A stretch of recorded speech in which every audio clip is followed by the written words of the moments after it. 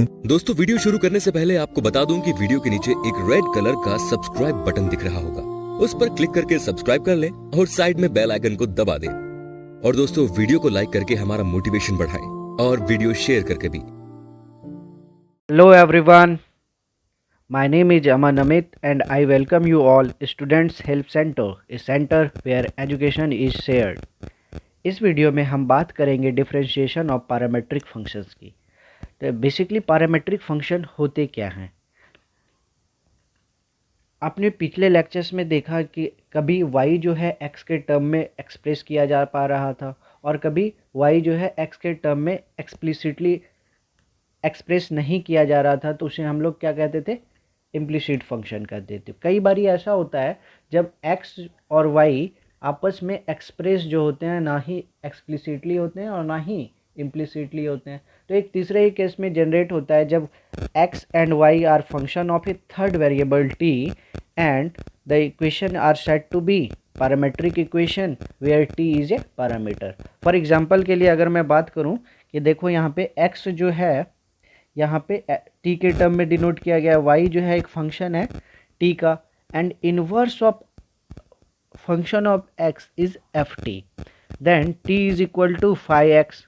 तो जैसे कि अगर मुझे डिफाइन करना है तो अब यहाँ पे y is equal to phi t क्या हो जाएगा? फिर से y will become phi of psi x.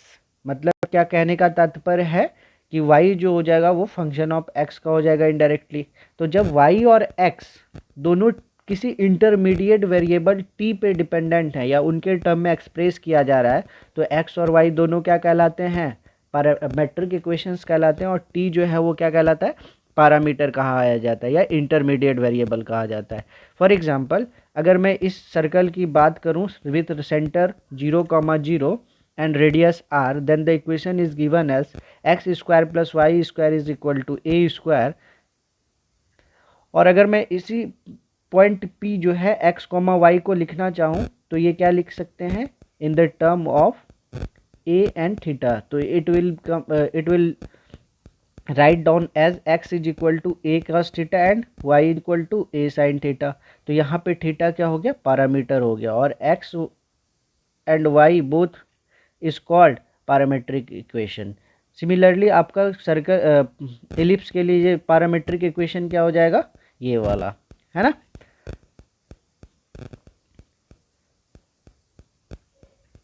we have already seen that y is equal to phi of psi x where y is equal to phi t and x is equal to function of t। और अगर हम बात करें तो वहाँ से t जो हो जाता था वो psi x हो जाता था।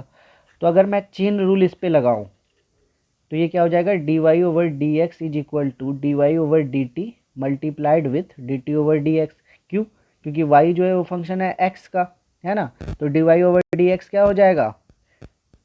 अब साथ ही साथ y जो है वो t पे भी डिपेंड कर रहा है, तो dy ओवर डी टी, और t किस पे डिपेंड कर रहा है? x का फंक्शन है, ये यहाँ से हम देख चुकते हैं, है ना। तो फाइनली ये इसको हम लोग क्या लिख सकते हैं? रेसिप्रोकल टर्म में dy over d t multiplied with 1 over dx over d t. ध्यान देने वाली बात क्या है कि dx ओवर डी टी यहाँ पे 0 नहीं होना चाहिए। तो इस तरीके से dy ओवर dx क्या लिख के आएगा? It will written down as dy over d t divided by dx over d t. तो एक्चुअल में हम लोग यहाँ पे क्या कर रहे हैं?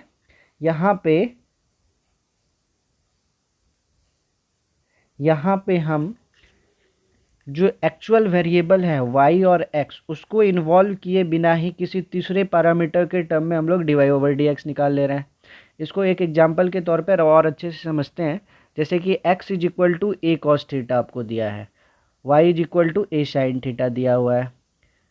तो अगर हमें dy ओवर dx निकालना है तो क्या करना पड़ेगा? सबसे पहले हम लोग निकालेंगे dx ओवर dt। तो it will become a minus of a sin theta. Similarly dy over d theta will give you a cos theta. तो dy ओवर dx क्या होगा? It will dy over d theta divided by dx over d theta. तो finally we you get answer as minus cot theta. अब ये जो topic है CBSE का favourite topic है, हर बार कुछ ना कुछ ज़रूर क्वेश्चन आता है इसमें से। जैसे कि 2003 का एक सवाल आपके लिए दिया हुआ है यहाँ पे मैंने, है ना, इसको आप ट्राई करना। सिमिलरली जो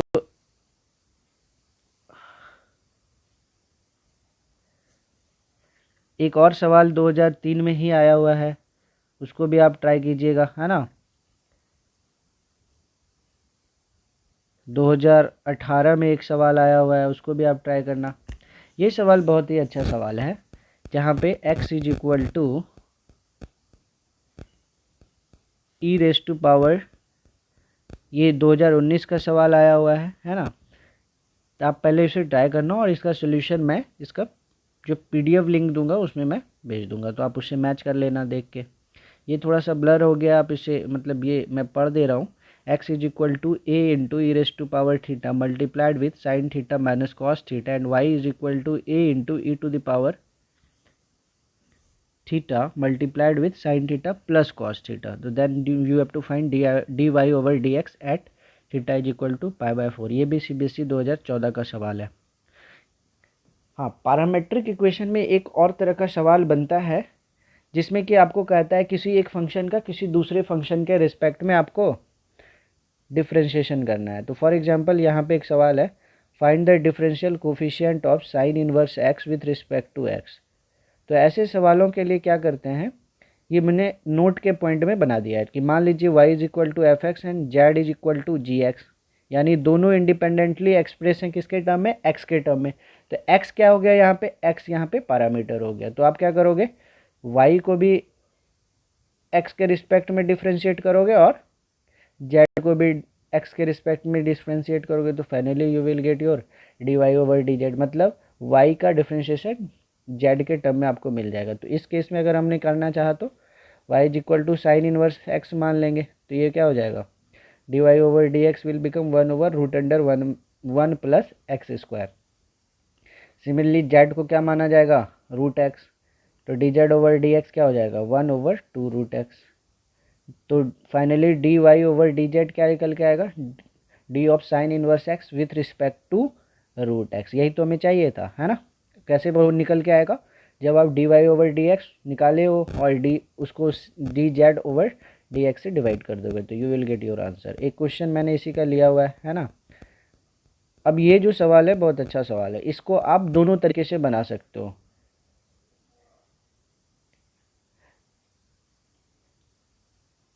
तो इसको आप ट्राई करना, अगर हो सकता है तो ठीक है, अदरवाइज़ मैं इसको पीडीएफ लिंक में प्रोवाइड करा दूंगा।